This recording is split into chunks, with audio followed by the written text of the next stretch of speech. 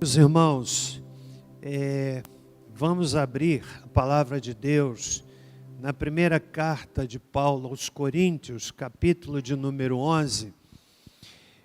E eu quero lhe encorajar a ficar até o final do culto, porque nós queremos terminar esse culto de forma apoteótica, cantando um hino que fala da ressurreição de Jesus. 1 Coríntios capítulo 15, a palavra de Deus diz assim: Ora, irmãos, desejo lembrar-vos o evangelho que já vos tenho anunciado, o qual recebestes e no qual permaneceis, pelo qual também sois salvos, se o retendes tal como vô-lo anunciei. Se não é que crestes em vão, pois primeiramente vos entreguei o que também recebi, que Cristo morreu por nossos pecados, segundo as Escrituras, e que foi sepultado, e que ressurgiu ao terceiro dia, segundo as Escrituras, e que foi visto por Cefas e depois pelos 12. Depois foi visto uma vez por mais de 500 irmãos, dos quais vive ainda a maior parte, mas alguns já dormem. Depois foi visto por Tiago, depois por todos os apóstolos, e por último de todos apareceu também a mim como a um abortivo, pois eu sou o menor dos apóstolos, que mesmo não sou digno de ser chamado apóstolo, porque persegui a igreja de Deus.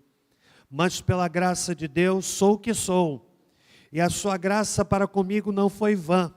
Antes, trabalhei muito mais do que todos eles, todavia não eu, mas a graça de Deus que está comigo. Então, ou seja eu, ou sejam eles, assim pregamos e assim crestes. Agora preste bem atenção. Ora, se pregamos que Cristo foi ressuscitado dentre os mortos, como dizem alguns de vós que não há ressurreição de mortos? E se não há ressurreição de mortos, também Cristo não ressurgiu.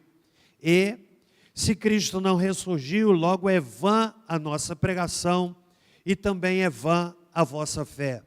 Somos considerados como falsas testemunhas de Deus, pois testificamos contra Deus que ressuscitou a Cristo, ao qual, porém, não ressuscitou, se, na verdade, os mortos não são ressuscitados. Pois se os mortos não são ressuscitados, também Cristo não foi ressuscitado. E, se Cristo não foi ressuscitado, é vã a vossa fé, e ainda permaneceis nos vossos pecados. E também os que dormiram em Cristo estão perdidos. Se esperamos em Cristo só nesta vida, somos os mais infelizes de todos os homens. Mas, de fato, Cristo ressurgiu dentre os mortos e foi feito as primícias dos que dormem. Glória a Deus. Senhor, fala-nos através da Tua palavra. Em nome do Senhor Jesus. Amém. Meus irmãos, o fato mais importante da história da humanidade, o fato que não encontra qualquer outro fato paralelo, o fato único de destaque na história da humanidade é a ressurreição de Cristo. Jesus ressuscitou. As grandes religiões do mundo, como o islamismo, que tem como seu expoente Maomé, um nome muito longo, o budismo, Siddhartha Gautama Buda, e outros mais, segmentos religiosos, que têm o seu líder, ou tiveram o seu líder, morto, sepultado em algum lugar, os seus restos ainda podem ser visitados. Nenhum deles se compara ao Evangelho, a Jesus Cristo, Senhor da igreja. porque não há qualquer possibilidade de visitar os restos mortais de Cristo. Isto porque, ao terceiro dia, o maior verdugo foi trazido para debaixo dos pés de Jesus, que é a morte. Ele ressuscitou, está vivo, podemos falar com Ele. A igreja não adora uma memória, não celebra um cadáver, não se curva diante de um corpo esquelético pendurado em um calvário, mas a igreja serve ao Cristo vivo, que disse: eu voltarei, eu voltarei. Meus irmãos, o texto que está diante de nós é o mais extenso capítulo da Bíblia a tratar sobre ressurreição. O que está presente aqui tem a ver com uma ideia, uma influência do pensamento grego que começava a minar a igreja. Paulo percebeu isto.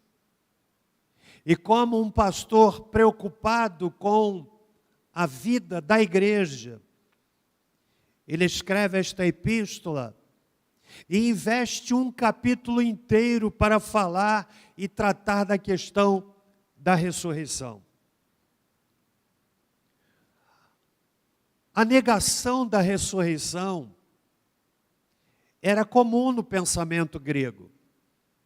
Se observarmos, por exemplo, o livro de Atos, capítulo 17, quando Paulo está pregando no Areópago, falando para os intelectuais, para os pensadores da época, puderam ouvir muito bem quando Paulo falava sobre o Deus desconhecido. Você conhece a história? Paulo, utilizando-se de uma abordagem extremamente inteligente, ele é levado ao Areópago e ele começa dizendo assim: vejo que vocês são muito religiosos, porque passando pelas ruas da cidade, eu vi imagens dedicadas a várias divindades, mas eu vi também um altar sobre o qual não havia divindade alguma e apenas escrito: ao Deus desconhecido. E Paulo começa a falar do Deus desconhecido, o Deus criador, o Deus próximo, o Deus amoroso, que deu Jesus Cristo para morrer na cruz em nosso lugar. E até esse ponto ouviam bem o argumento de Paulo, até o momento em que, no verso 32, ele toca na questão da ressurreição, falando que Jesus ressuscitou. E nesse momento os atenienses, os gregos, não quiseram mais ouvir Paulo. Está lá em Atos, capítulo 17, versículo 32. Esse pensamento era presente ao tempo de Paulo. E ele percebe o perigo que isso gerava na vida da igreja. Um sofisma que, uma vez aceito, leva a conclusões absolutamente lógicas. O que é um sofisma? É uma afirmação, é uma ideia. Em sendo aceita, a sua conclusão é inevitável. Por exemplo, se eu citar aqui o seguinte sofisma: todos os sapatos são marrons. Fiz uma afirmação. Se todos os sapatos são marrons, você tem um sapato. Qual é a cor do seu sapato? Marrom. Paulo percebe isto. Essa ideia estava influenciando a igreja, estava minando a vida da igreja. Ele usa aqui de uma repetição muito interessante. Se os mortos não ressuscitam, verso 13, então a lógica é: Cristo não ressuscitou. E sem a ressurreição, meus irmãos, a fé cristã se decompõe. Portanto, o ponto alto da mensagem cristã não é apenas a cruz vazia, mas é o túmulo que não pôde abrigar o corpo do Salvador porque está vivo. Sem a ressurreição, o Evangelho não teria sentido. Não haveria esperança para nós. Tudo estaria perdido. Sem a ressurreição, a nossa fé seria vazia. Sem a ressurreição, não haveria certeza de vida eterna. Sem a ressurreição de Cristo, ainda permaneceríamos sob o jugo do pecado. Mas Cristo ressuscitou. E eu quero nesse texto destacar algumas verdades sobre o que representa a ressurreição de Jesus para nós. O culto mais alegre da igreja tem de ser o culto da ressurreição. Hoje à noite nós queremos terminar o culto de forma apoteótica, mas vamos terminar também hoje pela manhã, cantando: Cristo já ressuscitou, aleluia! Vá preparando o seu pulmão que a gente vai cantar esse louvor hoje, esse hino. O que a ressurreição representa para nós, à luz do texto? Em primeiro lugar, representa o cumprimento das profecias. Paulo começa o seu argumento dizendo o seguinte: que Cristo morreu por nossos pecados, verso 3, segundo as Escrituras. Foi sepultado, verso 4, e ressurgiu ao terceiro dia, segundo as Escrituras. Ele faz uma referência ao Salmo 16, que é um salmo messiânico, quando Davi, sem que o soubesse, profere algo que se cumpriu na pessoa de Jesus: não deixarás a minha alma no Hades, nem o meu corpo vendo a corrupção. Ou seja, o Antigo Testamento já apontava para o Cristo, para o Messias que não seria vencido pela morte. E Paulo está aqui usando esse argumento para ensinar a igreja, como todo pastor deve fazer. E aqui no caso em questão, que a ressurreição é o cumprimento das profecias. Não foi um fato visto por algumas poucas pessoas. Ele diz: foi visto por Cefas, depois pelos 12, e uma vez visto por mais de 500 pessoas.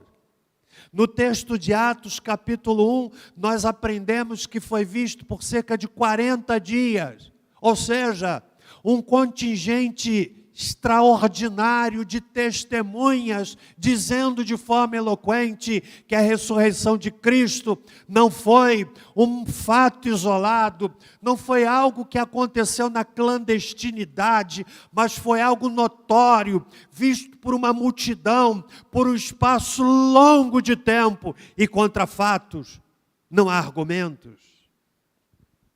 Jesus ressuscitou, cumprimento das profecias.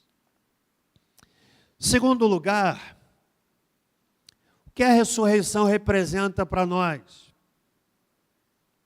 A eficácia da pregação do Evangelho.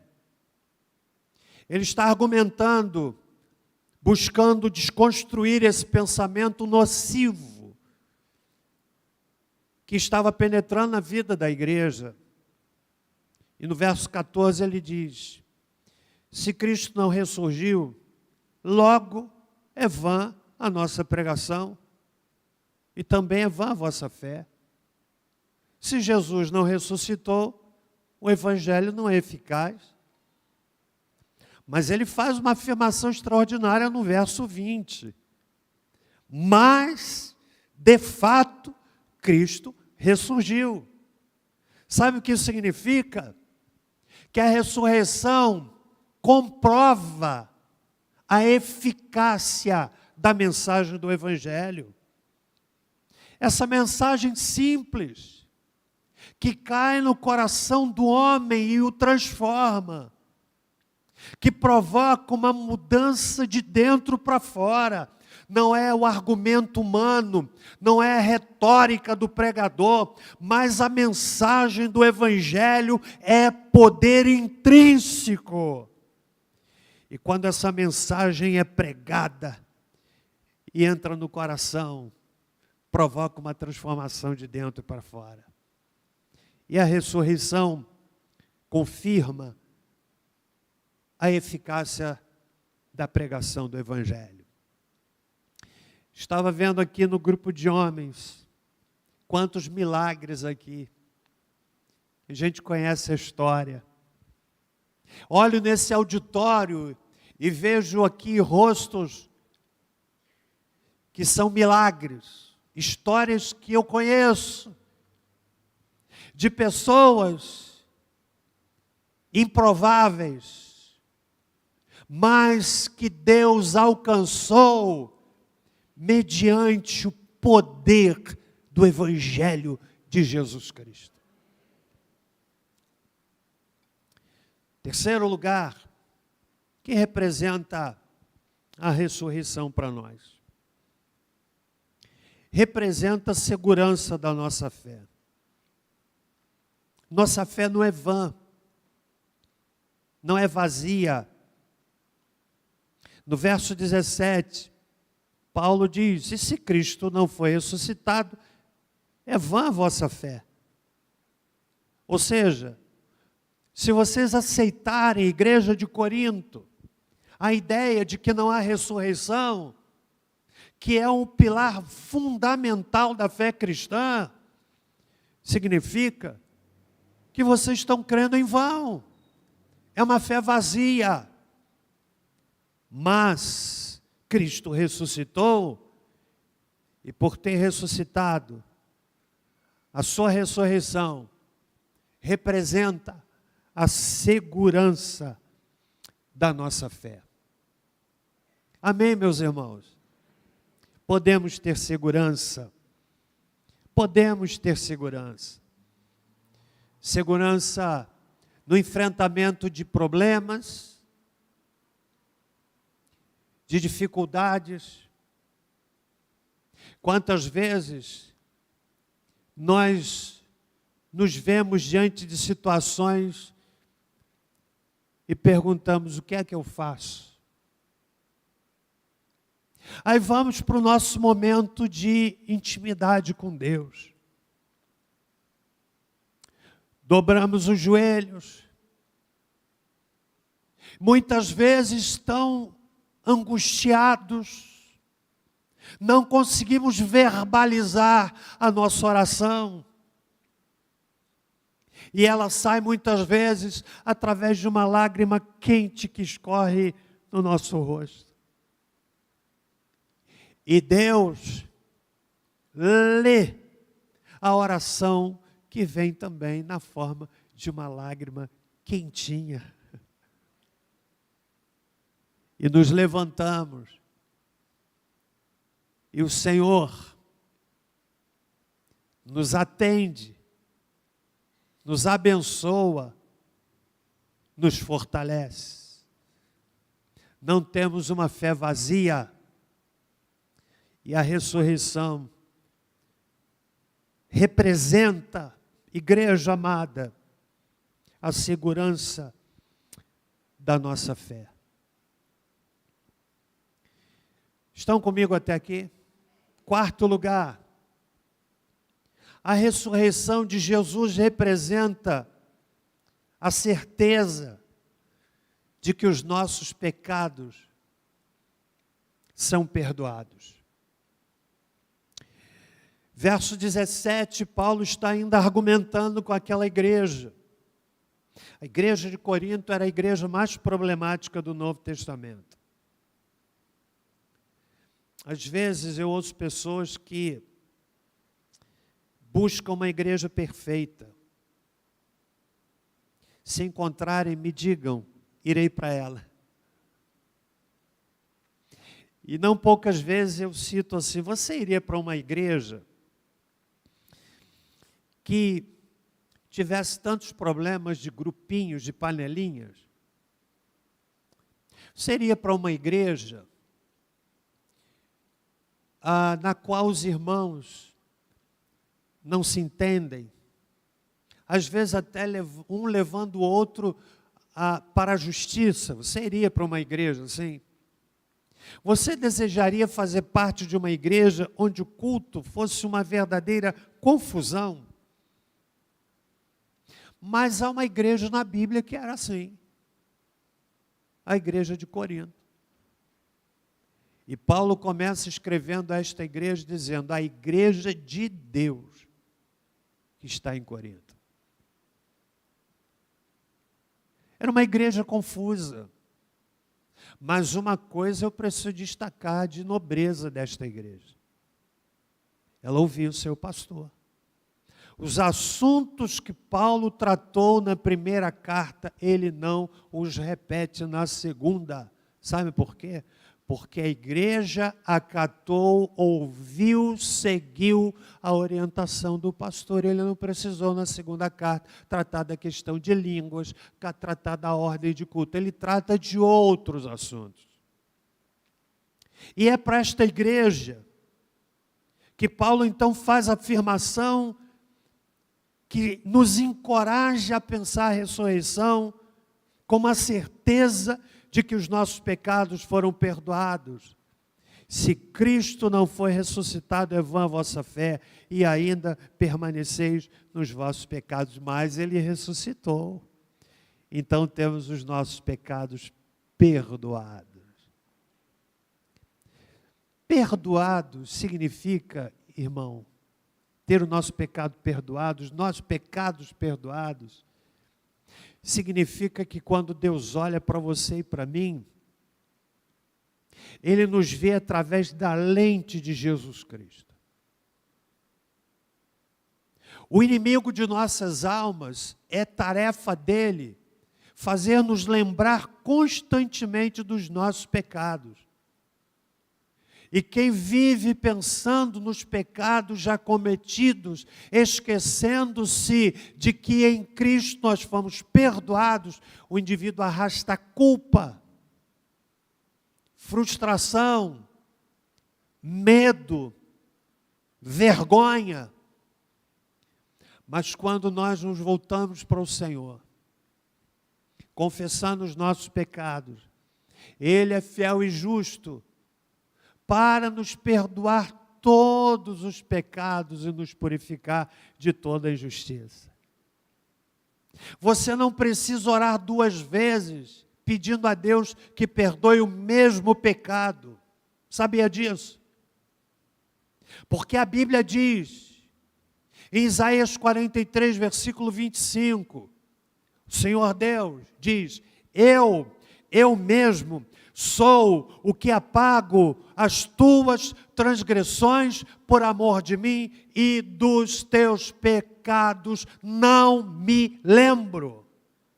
Meus irmãos, isso é extraordinário.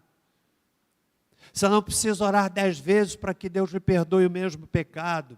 Porque se você orou pela primeira vez, sinceramente, arrependido, quebrantado, você já foi perdoado. E perdão é quando Deus diz assim, eu não me lembro mais. Se você chegar para Deus e disser assim, Senhor, mais uma vez, eu quero pedir que o Senhor me perdoe aquele pecado, Ele vai falar assim, mas de que você está falando mesmo? Perdão traz paz, traz segurança, traz alívio. Um fardo enorme é retirado dos ombros da pessoa. Eu fui perdoado pelo sangue de Jesus. E a ressurreição aponta para isso. Por fim, a ressurreição é também a certeza de salvação eterna.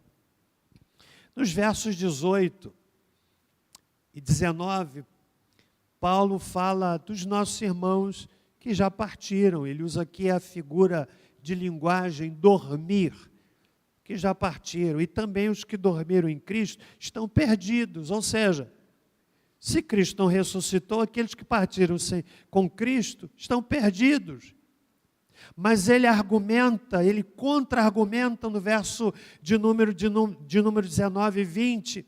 Se esperamos em Cristo só nesta vida, somos mais infelizes de todos os homens, mas de fato Cristo ressurgiu dentre os mortos, foi feito as primícias dos que dormem. Ou seja, a ressurreição é a garantia, a certeza de vida eterna, de que estaremos com o Senhor. Ele diz isso escrevendo aos Tessalonicenses na primeira carta, capítulo 4. Então, meus irmãos, a Páscoa para nós é a celebração da ressurreição de Cristo. Nosso Redentor está vivo. Jesus ressuscitou. Você entende o sentido disso? Imagine se alguém dissesse assim, que uma pessoa muito querida sua, não é possível, mas dissesse assim, sabe aquela pessoa que morreu, olha, voltou a viver. Você faria assim, olha, que bom. Você faria isso? Você faria assim, o quê? Não é possível. Mas de Cristo foi testificado. Imagine para os discípulos que voltavam abatidos, né? Daquela situação trágica, a morte de Jesus na cruz do Calvário. Foram dispersos, abatidos, não tinham entendido plenamente o Evangelho, até que alguém dá um brado dizendo, ei, o túmulo está vazio. O túmulo está vazio. Lucas, ele faz uma referência ao lenço que envolvia a cabeça de Jesus, colocado enrolado ali, e alguns sugerem, não há comprovação documentada dessa afirmação, mas alguns sugerem dizendo o seguinte, por que é que o lenço que envolvia a cabeça de Jesus estava enrolado ali? E alguns sugerem o seguinte, que era muito comum, na antiguidade, o Senhor, servido pelo seu servo, fazia a sua refeição, e quando ele terminava a refeição, ele simplesmente deixava o lenço sobre a mesa, que era uma mensagem dizendo, eu terminei. Mas quando ele terminava a refeição, e enrolava, dobrava direitinho o lenço, a mensagem não era eu terminei, mas sim eu voltarei.